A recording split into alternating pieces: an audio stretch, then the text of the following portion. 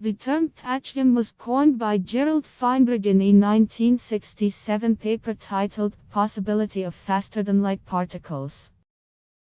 He had been inspired by the science fiction story Beep by James Blish. Feinberg studied the kinematics of such particles according to special relativity.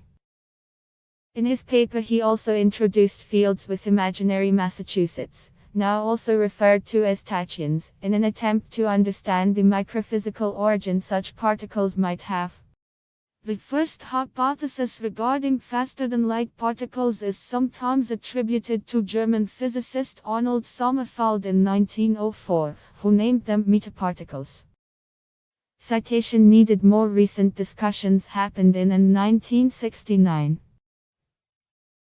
In September 2011, it was reported that a tau neutrino had traveled faster than the speed of light in a major release by CERN. However, later updates from CERN on the upper project indicate that the faster-than-light readings were due to a faulty element of the experiment's fiber optic timing system. Most physicists believe that faster-than-light particles cannot exist because they are not consistent with the known laws of physics. If such particles did exist, and could send signals faster than light, then according to the theory of relativity they would violate causality, leading to logical paradoxes of the kill-your-own-grandfather type.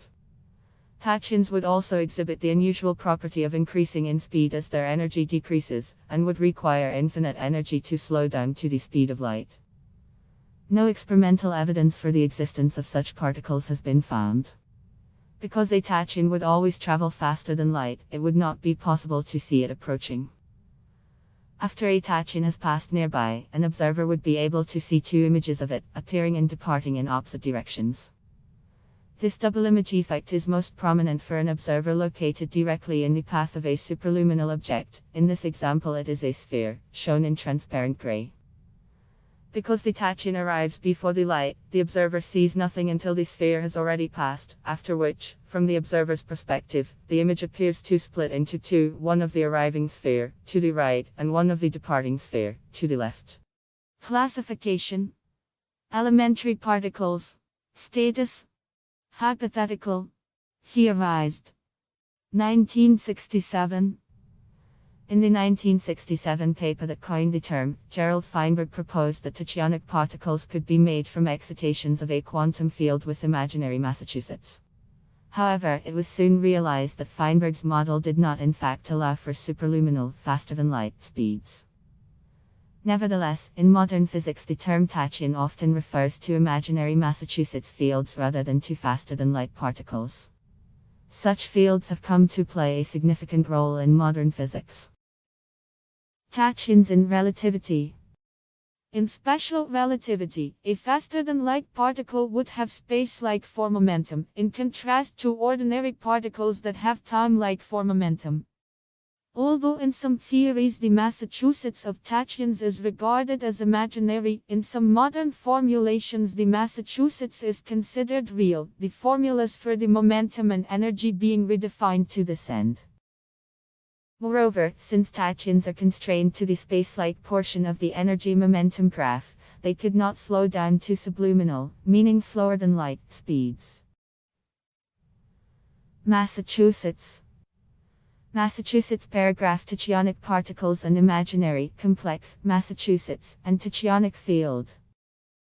In a Lorentz invariant theory, the same formulas that apply to ordinary slower-than-light particles, sometimes called bradyons in discussions of tachyons, must also apply to tachyons. In particular, the energy momentum. This equation shows that the total energy of a particle, bradion or tachyon, contains a contribution from its rest Massachusetts, the rest Massachusetts energy, and a contribution from its motion, the kinetic energy. When \displaystyle_VV, the particle's velocity, is larger than \displaystyle_CC, the speed of light, the denominator in the equation for the energy is imaginary, as the value under the square root is negative. Because the total energy of the particle must be real and not a complex or imaginary number, y. In order to have any practical meaning as a measurement, the numerator must also be imaginary, i.e. the rest Massachusetts m must be imaginary, as a pure imaginary number divided by another pure imagen. Cherenkov radiation. Added. A tachyon with an electric charge would lose energy as Cherenkov radiation, just as ordinary charged particles do when they exceed the local speed of light in a medium other than a hard vacuum. A charged tachyon traveling in a vacuum, therefore, undergoes a constant proper time acceleration and, by necessity, its world line forms a hyperbola in spacetime. However, reducing a tachyon's energy increases its speed, so that the single hyperbola formed is of two oppositely charged tachyons with opposite momenta, same magnitude, opposite sign, which annihilate each other when they simultaneously reach infinite speed at the same place in space. At infinite speed, the two tachyons have no energy each and finite momentum of opposite direction, so no conservation laws are violated in their mutual annihilation. The time of annihilation is frame-dependent. Even an electrically neutral tachyon would be expected to lose energy via the gravitational Cherenkov radiation, unless gravitons are themselves tachyons, because it has a gravitational Massachusetts, and therefore increases in speed as it travels as described above. If the tachyon interacts with any other particles, it can also radiate Cherenkov energy into those particles. Neutrinos interact with the other particles of the Standard Model, and Andrew Cohen and Sheldon Glashow used this to argue that the 2011 faster-than-light neutrino anomaly cannot be explained by making neutrinos propagate faster than light, and must instead be due to an error in the experiment. Further investigation of the experiment showed that the results were indeed erroneous. Causality is a fundamental principle of physics. If tachyons can transmit information faster than light, then according to relativity they violate causality, leading to logical paradoxes of the kill-your-own-grandfather type. This is often illustrated with thought experiments such as the tachyon telephone paradox, or logically pernicious self-inhibitor. The problem can be understood in terms of the relativity of simultaneity in special relativity, which is that different inertial reference frames will disagree on whether two events at different locations happened at the same time or not, and they can also disagree on the order of the two events. Technically, these disagreements occur when the spacetime interval between the events is a space-like, meaning that neither event lies in the future light cone of the other. If one of the two events represents the sending of a signal from one location and the second event represents the reception of the same signal at another location, then as long as the signal is moving at the speed of light or slower, the mathematics of simultaneity ensures that all reference frames agree that the transmission event happened before the reception event.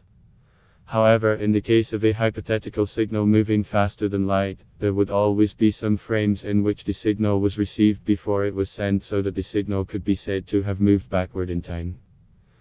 Because one of the two fundamental postulates of special relativity says that the laws of physics should work the same way in every inertial frame, if it is possible for signals to move backward in time in any one frame, it must be possible in all frames. It means that if observer A sends a signal to observer B which moves faster than light in A's frame but backwards in time in B's frame, and then B sends a reply which moves faster than light in B's frame but backwards in time in A's frame, it could work out that A receives the reply before sending the original signal, challenging causality in every frame and opening the door to severe logical paradoxes.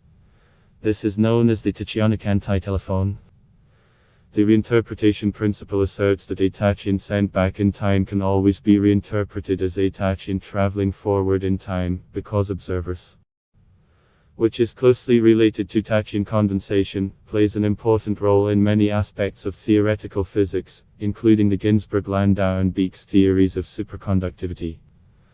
Another example of a tachyonic field is the tachyon of bosonic string theory. Tachyons are predicted by bosonic string theory and also the Neveu-Schwarz ends and ends sectors, which are respectively the open bosonic sector and closed bosonic sector of Arn's superstring theory prior to the Joe projection. However, such tachyons are not possible due to descent conjecture, also known as tachyon condensation. This resulted in the necessity for the Joe projection. Lorentz violating theories. In theories that do not respect Lorentz invariance, the speed of light is not necessarily a barrier, and particles can travel faster than the speed of light without infinite energy or causal paradoxes. A class of field theories of the type is the so-called standard model extensions. However, the experimental evidence for Lorentz invariance is extremely good, so such theories are very tightly constrained. Fields with non-canonical kinetic term. By modifying the kinetic energy of the field, it is possible to produce Lorentz invariant field theories with excitations that propagate superluminally.